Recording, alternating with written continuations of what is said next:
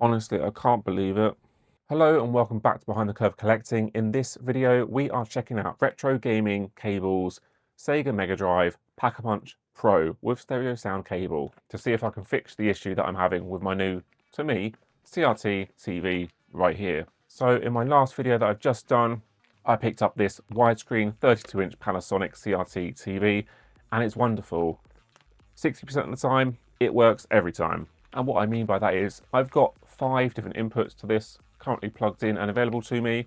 3 of them work, therefore 60% of the time, it works every time. I do have issue with the Megadrive and the N64. I've got some sort of screen issue, like it's fine, but the screen is unfortunately bouncing up and down. So in this video, I'm going to do probably one of the most simple things I can do and just change the cable for quality one for the Megadrive at least. So this is what I got in the package. The cable itself, I've got a nice sticker, so you know, if that works, I'll slap that on the Megadrive. Obviously my invoice, and yeah, it's pretty simple. I think I paid, it's not actually saying the invoice, but I think off the top of my head I paid $36.99 and it got here within 2 days of ordering it. So it is expensive. That is probably around the same price that I paid for this Megadrive with controller. If it solves the issue, it solves the bloody issue. And how I'm probably going to do this, how I'm thinking I'm going to do this before I get into the editing stage, is I'm going to check it how it currently is, which is plugged straight into the TV, and then alongside it, I'll do exactly the same, but plugged in through the player, as in through my DVD video player, and that sorts the issue, but I don't think it looks as good. And thirdly, I'm going to check this cable out, again, straight to the TV. If we still have an issue, then I'll get into checking it out through the player and we'll see if it does anything different. But off the top of my head at least, I'm going to try and line those 3 up and just have them playing hopefully in sync. And what I'm going to do is I'm going to use Sonic the Hedgehog, because from memory, it quite quickly just jumps straight into a demo if you just let it boot up and leave it. So let's just get straight into it, shall we? And test run, I believe if I leave this very short amount of time, straight into the demo. Really short amount of time, lovely jubbly. If it just stays still for like a second, it has gone straight into widescreen by itself. That's like some Panasonic auto mode. It just goes into widescreen. To me, it looks fantastic. To hardcore purists out there that might, you know, be able to tell, oh, that's stretched out, whatever. I think that looks great. So just for the sake of it, I'm going to change the aspect ratio just to show that it's not going to make the blindest bit of difference. So 4:3, how it's supposed to be, it's still bouncing. Okay, voiceover me here. So we are straight into the testing now.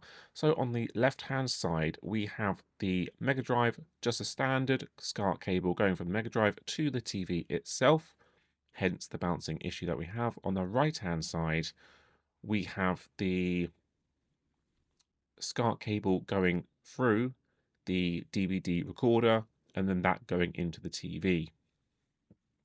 And it looks a little more flat on the right hand side. It does look better on the left, but obviously it's not bouncing, so that's an upgrade on that at least. Okay, moment of truth, we're plugged in, we're on the right channel. I've got a stereo plugged in now. I don't know if I'm supposed to turn up the headset volume to give me stereo sound. We'll find out in a second, but moment of truth, fingers crossed. I'm hopeful, because otherwise it's kind of back to the drawing board. Okay, and into the second round of testing. This time we've incorporated the new RGB retro gaming cable into the equation, straight from the Megadrive to the TV, and voila, it looks like we fixed the issue. Lovely. Going from left to right, we've got the cable, standard SCART cable into the TV, middle, the SCART cable going into the DVD recorder, which then goes into the TV. Right hand side, we've got the new upgraded best cable we can get hold of from the Megadrive into the TV, and all's looking good. And yet again, that middle picture looks pretty flat, whereas the right hand side, it looks like we've got that vibrancy back again. It's looking good.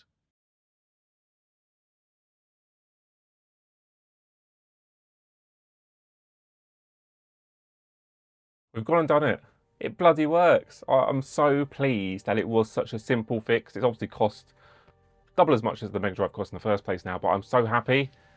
As we can see, as I just let it run on, it looks fantastic. It's not bouncing. That's the only thing I've done, is just I've plugged in this new retro gaming cable, and it looks wonderful. And even this whole, like, this picture centering thing, which with the original cable was off, it's beautifully centered. So this is just, it's wonderful. So what I'm going to do now is just turn it up to see if I am getting out of both speakers. You're supposed to get stereo sound. Yep, I'm getting stereo sound, and it is just an absolute delight. Let's just take Sonic out. Let's put something else on for a change of pace. Power button's a little bit finicky. Why? Honestly, why? I've not done anything. Come on. Originally, I tried Sonic and Streets of Rage 2, and they both games did this bouncing thing, and we've literally just witnessed it all side by side. Sonic stopped doing it once I started using this cable. I can't believe it. I was ready to wrap up the video, and I thought, you know what, I'll just put a change of scenery on. Right, so now that the Pack-a-Punch cable is now plugged into the player is then plugged into the TV. So we already know if I put it in via the player, we're all good. Do I still have stereo sound?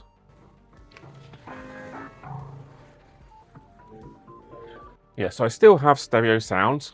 So now I'm going to have a secondary side-by-side comparison, I guess. I'm going to reuse the footage where it initially worked beautifully with a new RGB cable, and I was all like, yes, I fixed it, wowee. Put this side by side with it to see if I have lost something. If I haven't lost anything, then all's good. Okay, because this does look better, I believe, than it did with the standard cable. So that's another side-by-side comparison, which I now have to do. So what can I do beyond this? Will this now let me into settings? Menu? Yes. All it looks like I've got is Video Plus. You know, remember back in the days when you could actually record something? So I've got video output, which I guess is probably the highest that it can do. Oh, so I've got video output RGB. But surely component would be superior. Okay. That was a nice donk from the TV then. The TV said, okay, you're telling me to do something different now. It donks. I don't know what it's doing internally, but when you change the aspect ratio, it donks. So now, retinas. Now I will redo the run and see if that's made a difference.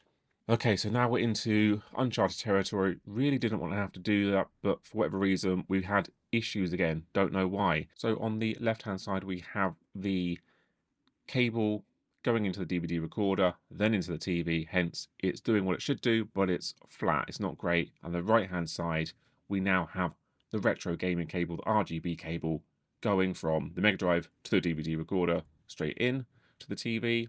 And now we're going to be straight into Are We All Good? The left-hand side is what it originally looked like with the RGB cable from the Megadrive to the TV before it decided to start messing us around again. This is what it did look like. On the right-hand side, we've now got the RGB cable going from the DVD recorder to the TV.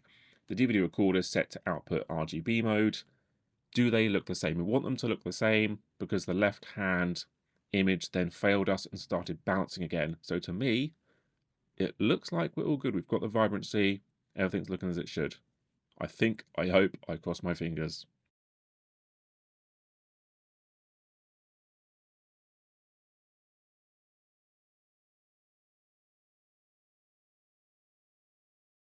Suffice to say, I think we're there. So unfortunately, I personally am no closer to identifying what the issue was, because as we've all seen, it looked like the cable did the job. As soon as I then started trying different games, turning it off and on again, and I even went back to Sonic, I'd not changed anything else whatsoever. No settings had changed, and the issue was back again, which has thrown me, unfortunately. So the cable itself has not fixed the issue. What has really come in clutch, essentially, is I'm very lucky that I've got the DVD recorder. If I hadn't had that, we'd still be in the mess that I started out with. Basically, that's the thing that's come in, saved us all, and I think it is quite clear watching the footage back now in editing that when the standard cheap cable is plugged into the DVD recorder and that then goes into the TV, that the image that we were getting was very dull. It wasn't particularly crisp or clear, and it was, I don't know what you'd call it. Is it washed out? Either way, it wasn't as vibrant and colourful as you would expect. But using the retro gaming cable through the DVD player into the TV does 100% sort out the screen issue that I'm having and give me the full clarity, the full picture, the full vibrancy. It's vivid, it's lovely, it's exactly how it should look, and likely the best it can possibly look. Now, I have already been getting a few comments of people trying to help me out, which has been amazing, greatly appreciated. I don't think there's necessarily anything that I've been able to act on in those. It's going to require more Google foo, more research, but for the time being, it looks like I'm all good with the Megadrive now. There's no reason I need to directly plug it into the TV. It all looks like I am good and it works. I've obviously not played it. I don't know if there's any input lag at all. So that will have to be the next bridge if there is any issues there. It's a bit of a shame that I can't just say go out and buy this cable. It's the be all and end all, and it may well save you with some of these issues. It does seem to be a very good cable. It's doing its job, and it's also giving me stereo sound. But we are left with an issue. So originally starting this video, 60% of the time it worked every time, 3 out of 5 inputs. We're now up to 4 out of 5 inputs working beautifully and looking good. The N64 still going through the DVD recorder, no issues, the same as the Megadrive. It also sorts that issue, the bouncing issue. It's got the same issue, which is it's weird because these are UK PAL consoles on a UK PAL TV, right? None of these things are from overseas. They're not NTSC. They're not modded in any way, shape or form. So I don't know why they don't just play nicely together. It's not like they're from completely different generations. This CRT TV would have been developed with these consoles still in mind. The N64 barely wrapped up its lifespan before this TV came out, and the Megadrive was only a few years before that.